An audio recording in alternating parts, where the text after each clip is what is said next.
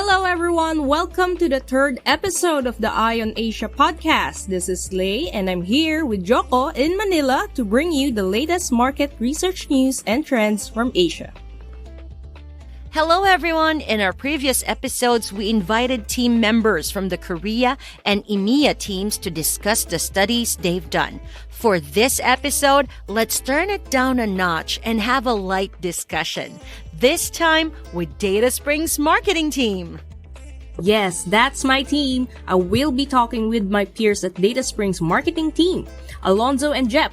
We will discuss the activities done by our team, including the podcast creation process.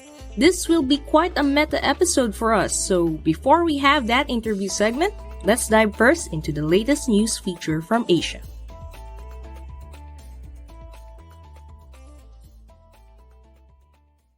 Today's Asian news feature talks about one key product that the entire world now needs: semiconductors. It's not a widely known fact that Taiwan is the biggest producer of semiconductors in the world, producing 60% of the world's total supply and over 90% of the most advanced ones. Most of these are manufactured by a single company, the Taiwan Semiconductor Manufacturing Corporation, or TSMC, which is around 54% of the global market share, supplying chips to companies like Apple, Qualcomm, and Nvidia. Semiconductors literally run the modern world, since they are essential components for digital products, devices, and infrastructure. Almost every device that we use, from the mobile devices that we use to our lights, has semiconductors in them. Advanced devices like healthcare equipment are highly dependent on the reliability of components like these. And now that the world is more digital and becoming more connected to the internet, the reliance and demand for semiconductors will just keep on growing. According to the consultancy firm McKinsey & Company, the semiconductor industry is projected to become a $1 trillion industry by 2030, with 70% of its growth predicted to be driven by three industries: automotive, computation and data storage, and wireless. Semiconductors are difficult to make. Production is a highly precise operation and a very expensive process involving complex steps. Given that the majority of these semiconductors are produced in just a single country, it can be deemed as a very vulnerable industry. That's correct. For example, during the peak of the COVID-19 pandemic, chip factories in Taiwan were forced to reduce and halt operations in 2020. This led to a rise in demand for semiconductors, so that when the factories were reopened, there was already a backlog of orders, which led to a shortage in production in other key industries, especially in the automotive industry. Experts predict that any stoppage or postponement in the production of semiconductors in Taiwan can lead to a global shortage in the supply of other equipment highly reliant on them. For example, a severe drought in Taiwan not only will affect the country's agricultural sector, but also the semiconductor industry as well. Semiconductor production consumes a lot of water. For example, the TSME's facilities in the southern Taiwan Science Park alone consume an average of 99,000 tons of water per day, according to the company's latest figures. The country is highly reliant on seasonal rainfall to fill its reservoirs, and back in 2021, there was a drought in Taiwan that was so severe that it disrupted manufacturing activities, with TSMC resorting to rented water tanks and newly drilled wells to keep factories running. Recent developments in the rest of the world try to mitigate this situation. For example, TSMC has opened plants in the US and Japan, and other countries are gaining initiatives to develop their own semiconductors, though not as advanced or as small as the ones being produced in Taiwan. To our listeners, we want to know, what do you think the semiconductor industry should do to prevent possible shortages in production? Share with us your thoughts on dataSpring's social media pages on LinkedIn, Facebook, and Twitter. Just look for our handle, D8ASPRING. We'd love to hear from you.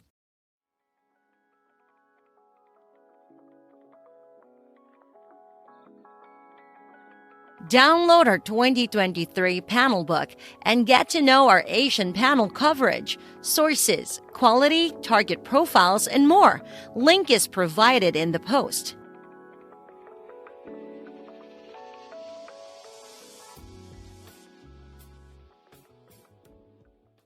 In our previous episode's interview with the Springer portion, we invited Darlene Toscano and Ced Hernandez to talk about their experiences in attending international conferences and their study of the automotive market in the Asia-Pacific region.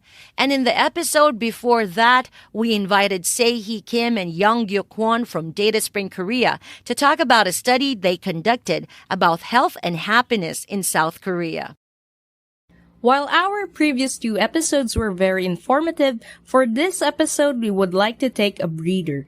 That's why this time we invited two of my colleagues in the dataSpring marketing team, Alonzo and Jep, just to talk about what we do behind the scenes, including the very creation of this podcast episode. Without further ado, let's introduce our Springers from dataSpring's marketing team, Alonzo, Jep, and most especially, Lei. Hello, guys. Thank you both. It's great to be here and a little interesting to be a guest instead of being behind the scenes. Hello, Joko and Lei. Thank you for having us here. It's an honor to be part of this podcast episode. Now, here's a meta question. Could you please tell us how an episode of dataSpring Ion Asia podcast is prepared, recorded, and posted? Well, there's a ton of collaboration and ideation involved, especially when we choose the topics we want to tackle and the guests we want to invite. So it involves collaboration with other teams here at dataSpring as well. For the actual production, I'll let my teammates Jep and Lei take the floor since they're heavily involved with the production process. During our lively recording sessions, Joko and I breathe life into the podcast as co-hosts. But our journey doesn't end there. Our design team swoops in to review the content and whip up eye-catching materials that make our podcast shine when it's shared online. We're a dynamic team working together to create something truly remarkable. Well, the podcasting process starts with the selection of topics and writing the script, which we prepare after painstaking research and review. Afterwards, we have the recording process with you, Miss Joko and Lei, and our guests for the month. Then we have a coordinated effort to mix the recordings and do the final touches, like the cover art design. And finally, we post the content in our website, social media channels, and podcast channels. So I'm curious, what are the future activities that the marketing team will do for dataSpring? We have a lot of ideas and you might need another episode if we go through all of them. But from my end, all I can say is we're hoping to showcase more of our people and what we stand for as a brand in the market research industry. Could you tell us what it's like marketing dataSpring as a brand? One of the best parts of marketing dataSpring is that we aren't confined to specific industries or topics. Our services revolve around panel provision in the MR industry, which means we get to market people themselves. We promote their thoughts, ideas, opinions, choices, and decisions. The possibilities are endless, from understanding different cultures to diving deep into specific consumer behaviors. Every day brings exciting new insights. It's a dynamic journey of continuous learning. And just in case there's any doubt, is having a marketing team a necessity for market research agencies, and why? Okay, so all companies need proper image and branding to set them apart and make them attractive to potential customers and clients, regardless of industry. While B2B companies like ours may tackle a different target market, we need initiatives to make us a viable option as panel providers. Is there an uptick or downtrend in the participation of market research companies as conference exhibitors? While we marketers are yet to participate as attendees, our peers mentioned to us that post-pandemic conference attendance are lower compared to pre-pandemic attendance. This is understandable as the world is recovering from the pandemic, and the restrictions on travel and public interactions were previously restricted. It will take time, but I believe conferences will regain their popularity because there's still need for people in the market research industry to interact face to face through these conferences.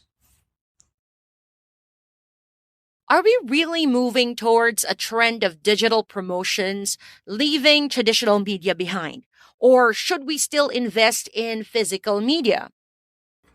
It depends on the industry. For B2C industries where customers quickly switch among different channels, marketeers need to diversify across different media to draw their attention. For B2B companies like dataSpring, there is minimal need to market on wide-reaching traditional media because we have a small niche market that spends most of its time online.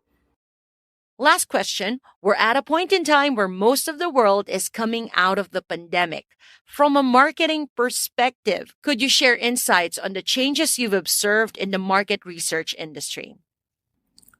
One noticeable effect is a rising demand for online market research. This is understandable though, as on-ground research methods such as interviews and panel group discussions were restricted. However, we were able to take advantage of this opportunity as we became more aggressive in online promotions during the pandemic.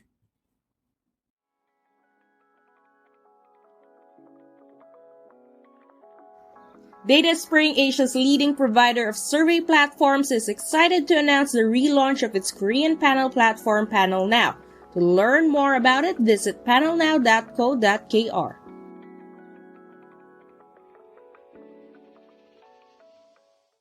Welcome to Ask a Springer, our new segment where we bring you insights from our Springers on emerging trends in Asia. Today we have the marketing team to talk about one of the biggest trends in market research. For this episode, we're focusing on an article posted by Entrepreneur Magazine about artificial intelligence and how it affects qualitative market research.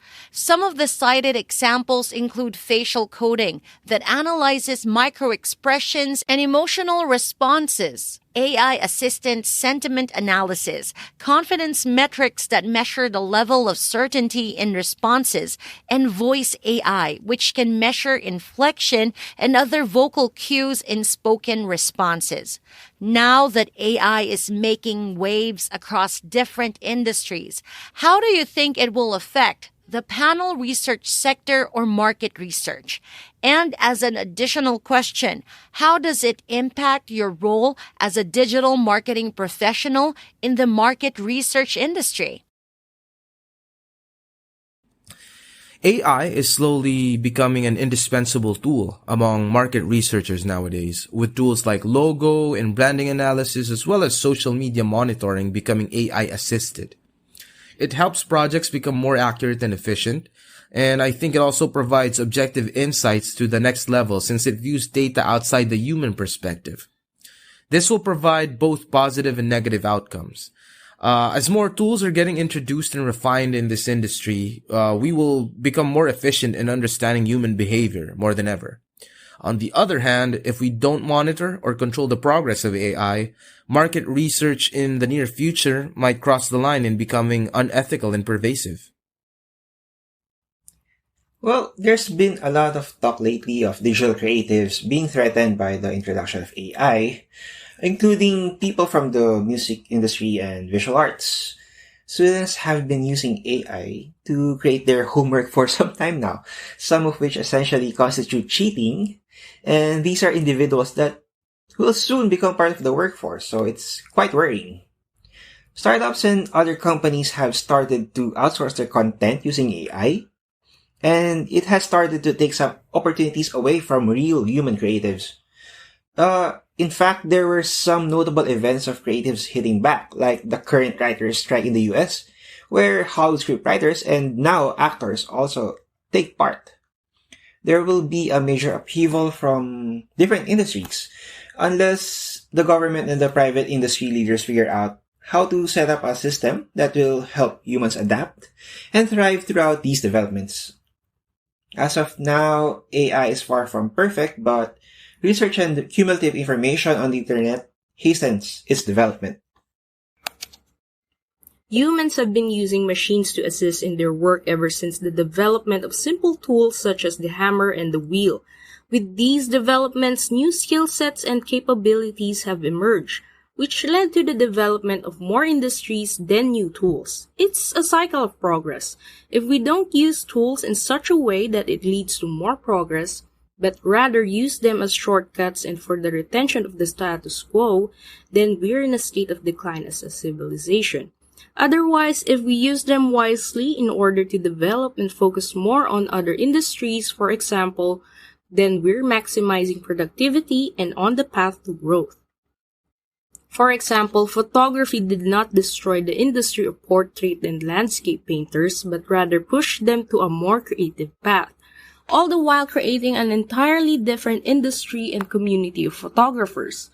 AI is just a tool, and we as humans should know how to use them properly. Thank you so much for spending your time with us, Alonzo and Jep. Once again, thank you for having us, Joko, Lei. We were happy to share our own insights, of course, as marketing professionals in the market research industry. To our audience, please subscribe to our Eye on Asia podcast if you haven't. It's available for streaming on Spotify and Google Podcasts. If you are already subscribed, we thank you 100% for the support. Thanks, Lei, Alonzo, and Jep. If you want to know more about dataSpring, you can contact us through our email, contact@dataspring.com. For panel inquiries, you can contact them through services@dataspring.com. You can also visit our website, dataspring.com. That's DATASPRING.com.